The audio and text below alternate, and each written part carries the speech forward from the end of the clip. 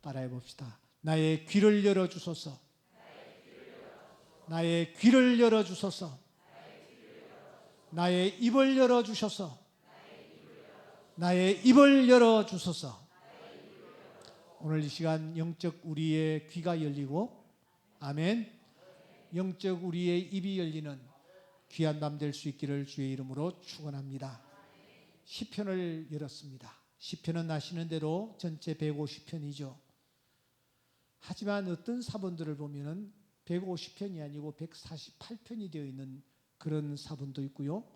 149편으로 끝나는 그런 사본도 있습니다. 그런데 70인경에서 현재의 배열이 150편으로 정리된 것으로 알고 있습니다. 150편으로 한 이유가 무엇일까요? 유대인들은 150이라는 숫자를 거룩한 숫자로 보고 있습니다. 그러니까 1년이 50주, 단위로 3년간 이 시편을 읽도록 하기 위해서 150편으로 이렇게 편집을 한 것 같습니다. 유대인들은 아시는 대로 이 숫자 자체에 메시지를 담고 있지 않습니까? 이런 하나님이 유일하시다라는 것을 드러내는 숫자랍니다. 이는 나눔 혹은 분리라는 뜻을 담고 있습니다. 3이라는 숫자는 부활 혹은 삼위 하나님, 이런 뜻을 담고 있습니다. 4는 땅을 가리킵니다. 5는 배상 보수를 가리킵니다. 6은 마귀를 뜻합니다.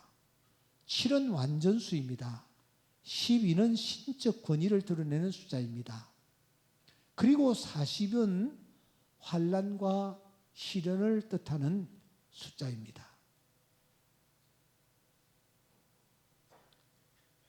그런데 오늘 우리는 공교롭게도 시편 140편을 열었습니다. 40이라는 숫자는 고난을 드러내는 숫자입니다. 나사로가 죽은 지 나흘이나 되었다. 성경은 그렇게 얘기하고 있습니다. 나흘이나 되었을 때에 그 가정에서는 슬픔이 가득했고, 나흘이나 되었을 때에 주님이 그 현장에 찾아오셔서 죽은 지 나흘이나 되어 냄새가 나던 나사로를 살려주셨습니다. 고난을 드러내는 것입니다. 우리 주님께서도 40일 동안 금식 기도하신 것을 기억합니다. 모세는 40세가 되었을 때에 자기 백성을 돌아볼 생각을 가졌습니다. 그래서 그는 광야로 들어갔습니다. 400년 포로 생활도 등장합니다. 그래서 이 유대인들이 시편 가운데서도 40번째 되는 시편 40편을 어떻게 배치할까? 긴 고민 끝에 오늘 저녁에 우리가 읽은 시편 40편으로 여기다가 배치를 하자라고 결정을 했고, 그 시편 40편을 오늘 우리가 대하고 있는 것입니다. 시간 관계상 여러분들과 함께 길게 나눌 수가 없습니다. 여하튼 40편은 굉장히 중요한 시다.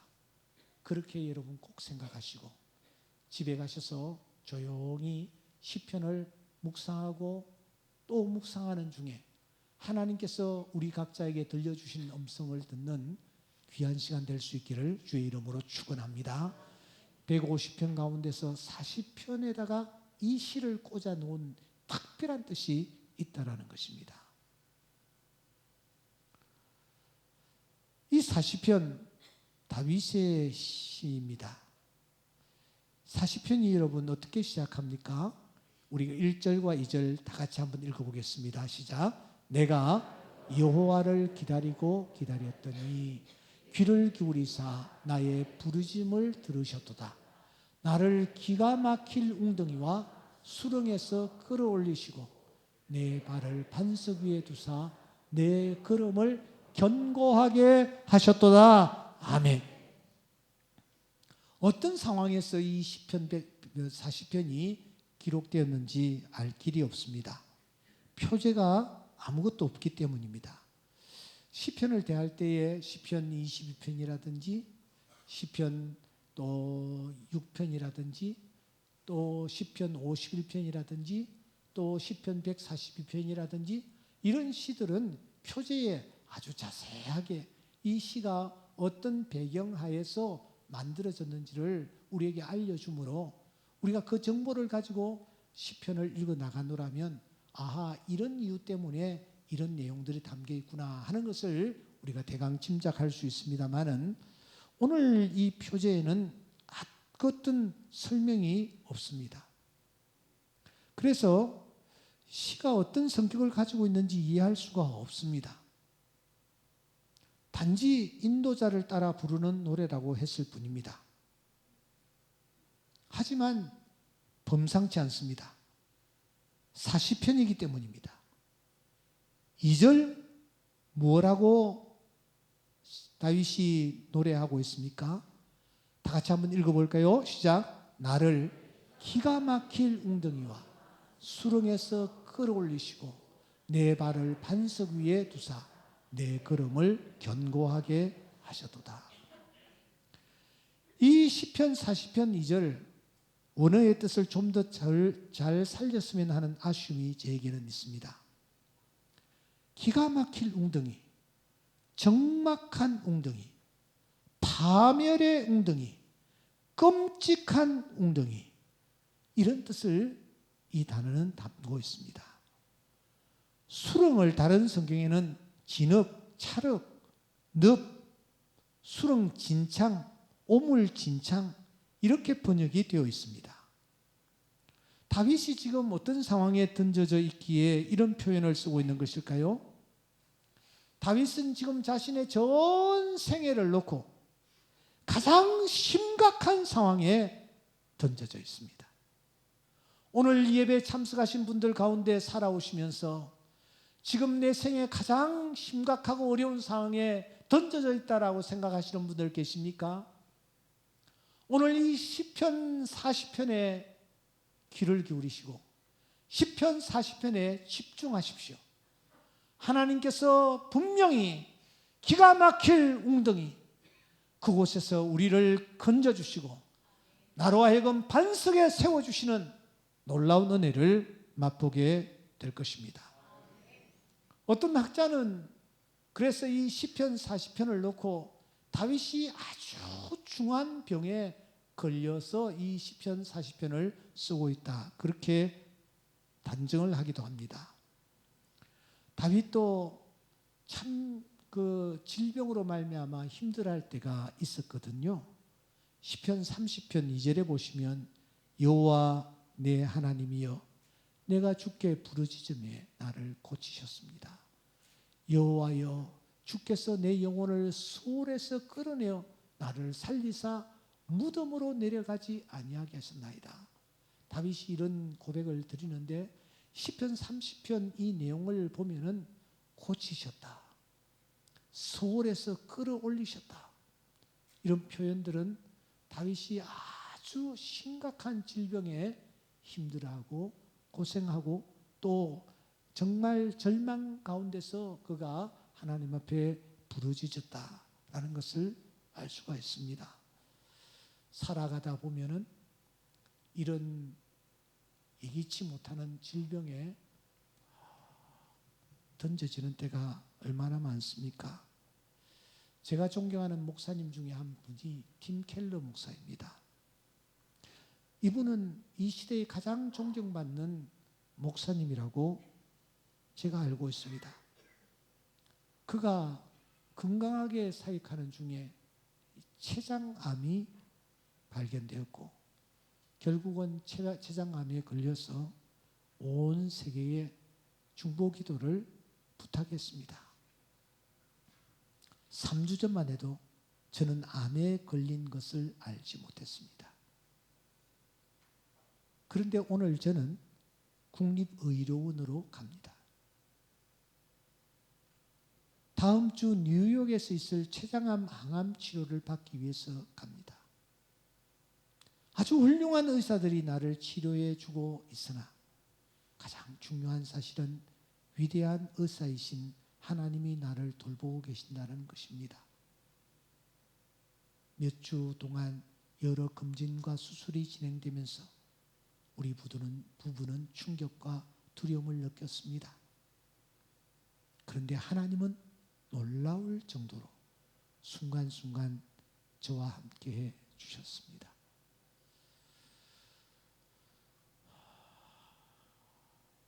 우리 교회도 사이즈가 그렇게 작지 않기 때문에 그런지 질병 때문에 힘들어하고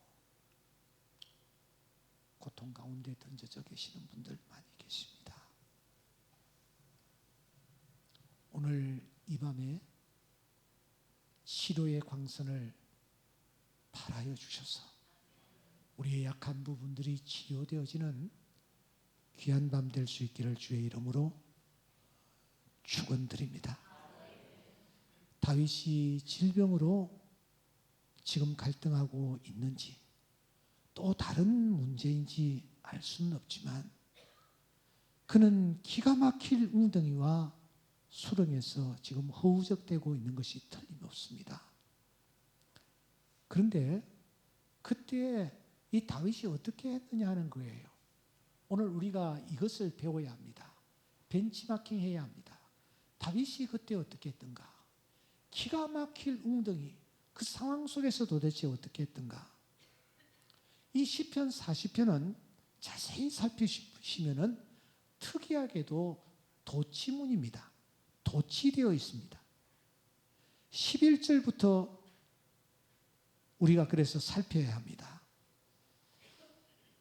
어떤 학자들은 11절부터 17절까지는 독립적인 다른 시였을 것이다 그렇게 봅니다. 그런데 이 두 시가 합쳐진 것이 시편 40편이라고 주장하기도 합니다. 하지만 우리는 이 부분이 도치되었다고 보는 것이 훨씬 더 자연스럽다고 생각합니다. 여러분 11절 우리 한번 읽어보겠습니다. 시작. 여호와여 주의 긍휼을 내게서 거두지 마시고 주의 인자와 진리로 나를 항상 보호하소서. 13절 여호와여 은총을 베푸사 나를 구원하소서. 여호와여 속히 나를 도우소서. 다윗이 기가 막힐 웅덩이에 던져졌을 때에 그때 그가 어떤 기도를 드리고 있느냐? 주의 긍휼을 내게서 거두지 말아 주시옵소서. 시편 51편 11절에 보시면 주의 성령을 내게서 거두지 말아 주시옵소서. 다윗이 그렇게 기도했는데 오늘 이 본문에는 주의 긍휼을 내게서 거두지 말아 주시옵소서. 은총을 베풀어 주십시오. 나를 구원해 주십시오. 속히 나를 도와 주시옵소서. 이렇게 다윗이 하나님 앞에 기도합니다. 특별히 여러분 12절의 이 기도가 우리의 가슴을 멍멍하게 만듭니다. 어려운 일을 당했을 때에 힘든 상황 앞에 놓였을 때에 우리가 취해야 할 자세가 무엇인지를 우리에게 알려주고 있기 때문입니다. 12절 다 함께 읽겠습니다. 수많은 재앙이 나를 둘러싸고 나의 죄악이 나를 덮침으로 우러러 볼 수도 없으며 죄가 나의 머리털보다 많음으로 내가 낙심하였음이니이다. 그때 다윗은 자신의 허물과 자신의 부족함과 더 나아가 자신의 죄악을 하나님 앞에 토설하고 있습니다. 나의 죄악이 나를 덮칩니다. 시편 51편이 떠올리죠. 그가 하나님 앞에 어떻게 기도하고 있습니까? 주의 인자를 따라 내게 은혜를 베풀어 주십시오. 주의 많은 긍휼을 따라 내 죄악을 지워 주십시오. 나의 죄악을 맑게 씻어 주십시오. 나의 죄를 깨끗이 제하여 주십시오. 물은 나는 내 죄가를 나오니 내 죄가 항상 내 앞에 있습니다. 시편 51편은 모두 19절로 구성되어 있는데 이 19구절과 40편 12절 한 구절이 서로 맞먹을 정도다. 그렇게 학자들은 말합니다. 무슨 말이냐? 이 12절의 이 말씀이 시편 51편 1절부터 19절의 말씀을 압축한 내용이라는 것입니다. 여러분, 컴퓨터를 쓰시는 분들은 압축 파일에 대해서 잘 알고 있습니다. 어느 정도 압축이 되는지는 잘 모르겠습니다만 프로그램, 이 내용이 많은 것들을 압축하면은 압축 파일로 우리는 다른 사람들에게 많이 보내곤 합니다. 이게 뭐냐? 시편 51편 1절부터 19절까지의 내용이 12절, 이 시편 40편 12절과 맞먹는다라는 거예요. 그만큼 12절의 이 말씀이 깊고 오묘한 뜻을 담고 있다라는 것입니다. 우선 이 12절에서 자신에게 임한 재앙과 자신이 지은 죄악을 같은 선상에 놓고 있습니다. 자신에게 임한 재앙과 자신이 지은 죄악을 같은 선상에 놓고 그가 고백합니다.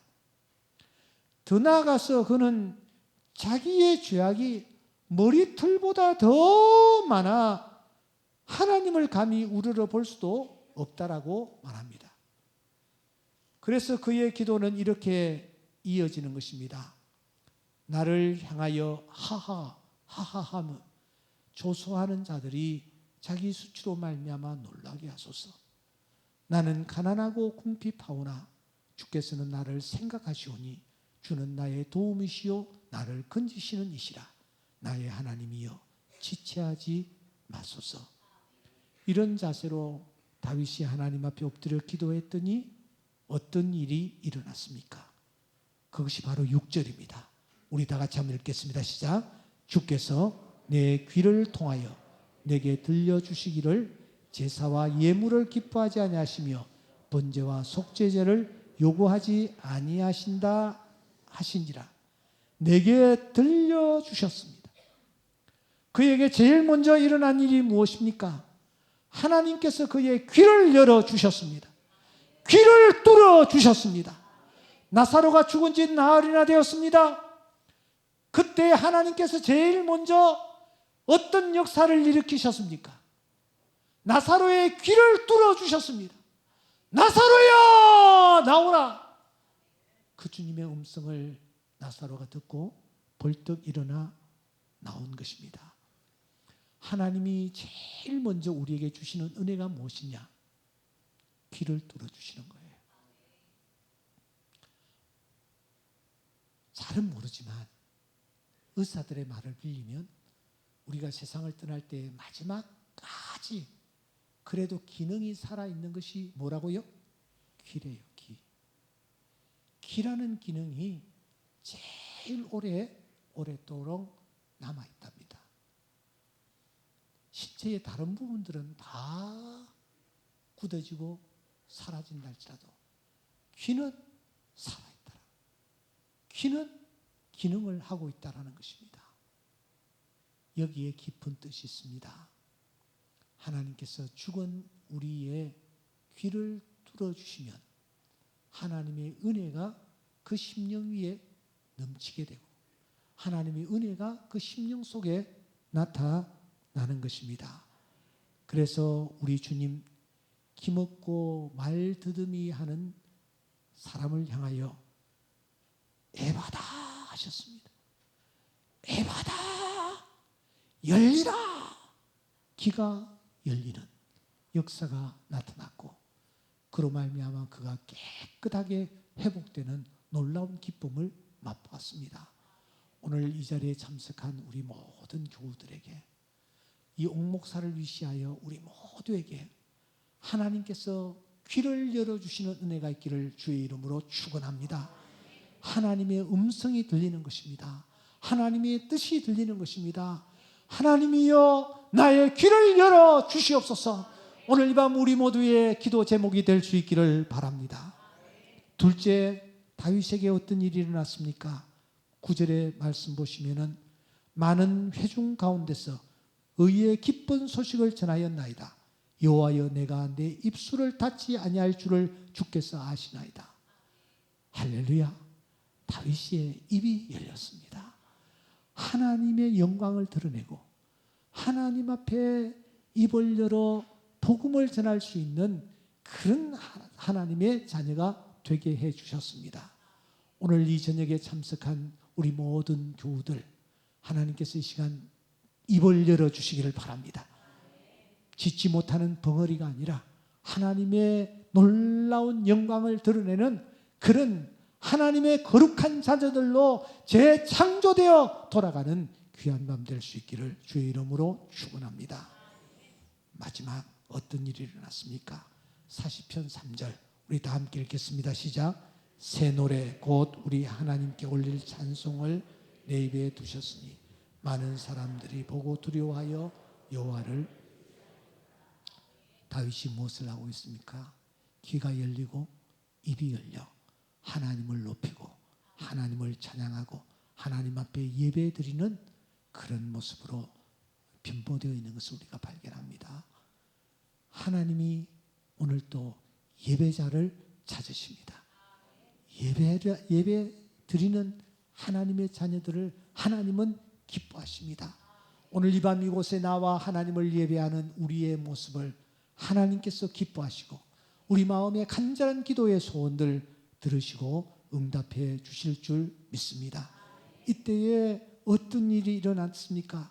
40편 1절 말씀 드디어 우리는 본론에서 확인할 수 있습니다. 내가 여호와를 기다리고 기다렸더니 귀를 기울이사 나의 부르짖음을 들으셨도다. 나를 기가 막힐 웅덩이와 수렁에서 끌어올리시고 내 발을 반석 위에 두사 내 걸음을 견고하게 하셨도다. 아멘. 하나님 앞에 귀를 열고 하나님 앞에 입술을 열고 하나님을 예배하면서 기다리고 기다렸더니 하나님이 드디어 나에게 은혜를 베풀어 주셔서 기가 막힐 웅덩이와 수렁에서 나를 끌어올려 주시고 나를 반석 위에 높이 세워 주셔서 걸음을 견고하게 해 주셨다라는 것입니다. 사랑하는 교우 여러분, 지금 여러분들은 어떤 상황에 놓여 계십니까? 어떤 기가 막힐 웅덩이와 수렁에 던져져 계십니까? 그곳에서 우리의 귀가 열리기만 하면, 그곳에서 우리의 입술이 열리기만 하면, 그곳에서 우리가 하나님을 경배하기만 하면 하나님은 오늘 또 살아 계셔서 우리를 그 기가 막힐 웅덩이와 수렁에서 건져 주실 줄 믿습니다. 예레미야 38장 6절에 보시면 예레미야가 감옥 뜰에 있었습니다. 구덩이에 던져졌습니다. 그러나 그 구덩이에서 예레미야가 다시 살아나는 놀라운 기적을 맛보았습니다. 요셉이 구덩이에 던져졌습니다. 하지만 그 구덩이에서 요셉이 벗어났고 결국은 요셉이 애굽의 총리 대신이 되는 그런 놀라운 은혜까지 입었습니다. 다니엘이 구덩이에 던져졌습니다. 사자굴에 던져졌습니다. 하지만 하나님께서는 그 사자굴 속에 있는 다니엘을 기가 막힌 웅덩이에서 건져내어 하나님의 영광을 드러내는 그런 귀한 인물로 하나님께서 삼으셨습니다. 한결같이 주의 자녀들은 건짐을 받습니다. 기가 막힐 웅덩이에서 수렁에서 건짐을 받습니다. 그 하나님이 오늘 또 살아계시며 우리와 함께 하시는 줄 믿습니다. 우리가 기가 막힐 웅덩이와 수렁에 설령 던져졌다 할지라도 하나님은 능력의 손으로 우리를 일으키시고 우리에게 새로운 은혜 부어주실 줄 믿습니다. 중요한 것은 내 귀가 열리는 것입니다. 이 시간 우리의 귀가 열리기를 주의 이름으로 축원합니다. 우리의 입술이 열리는 것입니다. 입술이 열려서 복음을 증거하는 하나님의 자녀들로 세워질 수 있기를 소원합니다. 예배를 소중하게 생각하고 주님 전에 나와 하나님을 경배할 수 있기를 바랍니다. 하나님은 그러한 자들을 기억하셔서 기가 막힐 웅덩이와 수렁에서 건져내셔서 반석 위에 높이 세워주실 것입니다. 이 하나님의 손 붙잡고 삶의 현장으로 담대하게 나아가는 오늘 귀한 밤 될 수 있기를 주의 이름으로 축원합니다.